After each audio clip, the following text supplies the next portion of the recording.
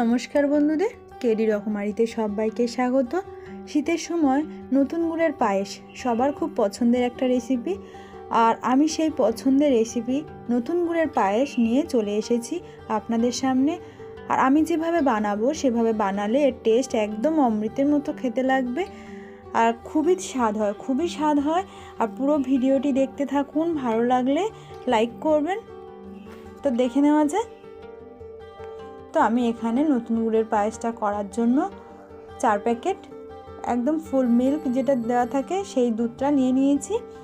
আর এখানে আতপ চাল নিয়েছি, আর নিয়েছি কাজু কিশমিশ, গুঁড়ো দুধ, আর নিয়েছি নতুন গুড়। দেখতেই পাচ্ছেন একদম নতুন গুড়, এখন যে শীতকালে ওঠে সেই গুড়টা নিয়ে নিয়েছি। আর নিয়েছি এখানে এলাচ গুঁড়ো করে। আমি এখানে 2 লিটার দুধ নিয়েছি, 4টে প্যাকেট আছে, এখানে 2 লিটার দুধ নিয়েছি। আর 250 চাল নিয়েছি 2 লিটার দুধের জন্য। 200 চাল এনাফ, কিন্তু তার সত্ত্বেও আমি আরও 50 গ্রাম চাল বেশি নিয়েছি, তাহলে একদম ক্ষীরের মতো হয়ে যাবে, খেতে ভালো লাগে। তো আমি এখানে নতুন গুড়টা প্রথমে ছুরি দিয়ে কেটে নেব। এরকমই আস্তে আস্তে কাটলে এরকমই একদম গুঁড়ো গুঁড়ো বেরিয়ে আসবে।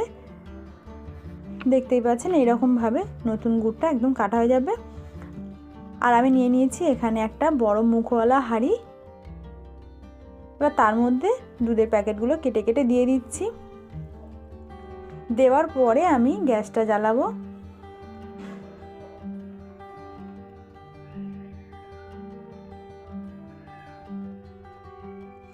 তো আমি 4 প্যাকেট দুধ এখানে ঢেলে নিচ্ছি। আর সব সময় পায়েস করার জন্য একটা বড় মুখওয়ালা হাঁড়ি হলে খুবই ভালো হয়, সব সময় নাড়তে লাগে পায়েসের জন্য।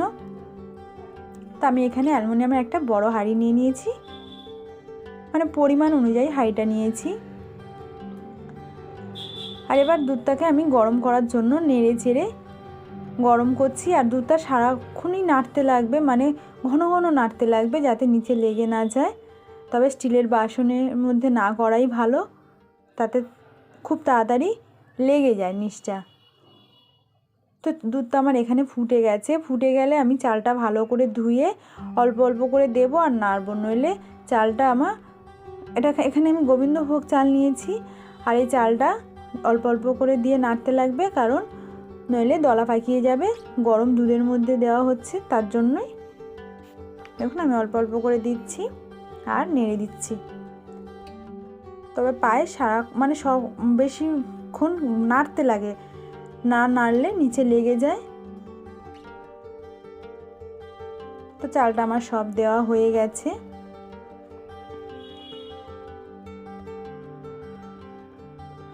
তো এবার এই চালটা ঘন ঘন নাড়তে লাগবে। তো এইভাবে নাড়তে নাড়তে নাড়তে নাড়তে ভাত মানে অনেকটাই হয়ে আসবে, চালটা সেদ্ধ হয়ে আসবে। এইভাবে সব সময় নাড়তে লাগবে। এবার আমি একটা বাটি নিয়ে তার মধ্যে গুঁড়ো দুধটা মিশিয়ে নেব। তো এখানে আমি হালকা উষ্ণ গরম জল করে নিয়েছি, আর এখানে সেই গুঁড়ো দুধের প্যাকেট দুটো দিয়ে দিচ্ছি।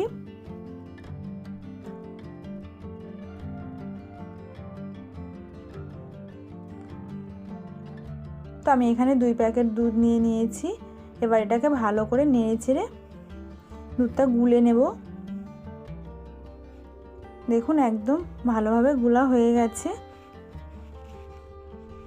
আর এদিকে আমার ভাতটা অনেকটাই হয়ে এসছে। এবার আমি দুধটা দিয়ে দেব, যে পাউডার দুধটা গুলে নিয়েছি সেটা এখানে দিয়ে দেব।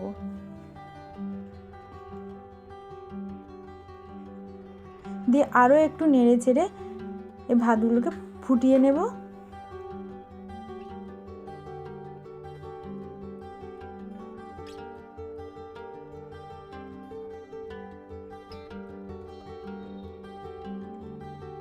তো নেড়ে চেড়ে ফোটানো হয়ে গেলে দেখুন এরপর ভাতটা যখন হয়ে আসবে, তো 2টো তেজপাতা দিয়ে দেব। তেজপাতা দুটো ধুয়ে ভালো করে দিতে লাগবে। আর একটু নেড়ে চেড়ে এবার যখন ভাতটা দেখব যে হয়েছে কি না, তো তার জন্য একটু আমি এখানে তুলে নিয়েছি। নিয়ে দেখছি, দেখুন একদম ভাতটা হয়ে গেছে, নরম হয়ে গেছে, একদম তৈরি পায়েসের জন্য এই চালটা। দেখুন ঠিক এর পরেই আমি গুড়টা দেব। এর আগে দিলে চালটা সেদ্ধ হয় না। তো চালটা যখন সেদ্ধ হয়ে যাবে, পুরোপুরি নরম হয়ে যাবে, তারপরে গুড়টা দিয়ে দেব। দিলে যেমনটাই নরম ছিল তেমনটাই নরম থাকবে, অথচ মানে গলে যাবে না, খুব শক্তও আবার হবে না। নরম অবস্থায় দিলে একদম পারফেক্টভাবে পায়েসটা তৈরি হবে। তো গুড়টা দেওয়ার পরে আমি ভালো করে নেড়ে ছেড়ে গুড়টাকে গলিয়ে নেব। এই সময়ও খুব নাড়তে লাগবে। তো নেড়ে ছেড়ে আমি একদম মিশানো হয়ে গেছে। আর এখানে কাজু কিশমিশ নিয়েছি, দিয়ে দিচ্ছি। আর কাজু কিশমিশটা খুব ভালো করে ধুয়ে নিয়েছি জলের মধ্যে। এবার ভালো করে নেড়ে ছেড়ে আরও একটু ফুটিয়ে নেব। 2-3 মিনিট ফুটানোর পরে এখানে এলাচটা দিয়ে দেব, গুঁড়ো এলাচটা দিয়ে দিচ্ছি।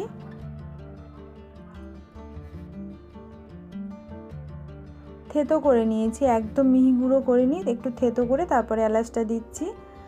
তো এবার আবার আরেকটু নেড়ে চেড়ে ভালো করে ফুটিয়ে নেব। এবার তারপরে মিষ্টিটাকে ব্যালেন্স করার জন্য অল্প একটু লবণ দিয়ে দিয়েছি, দিয়ে আবারও একটু নেড়ে ছেড়ে নেব। পায়েস সবসময়ের জন্যই নাড়তে লাগে, নইলে নিচে লেগে যায়।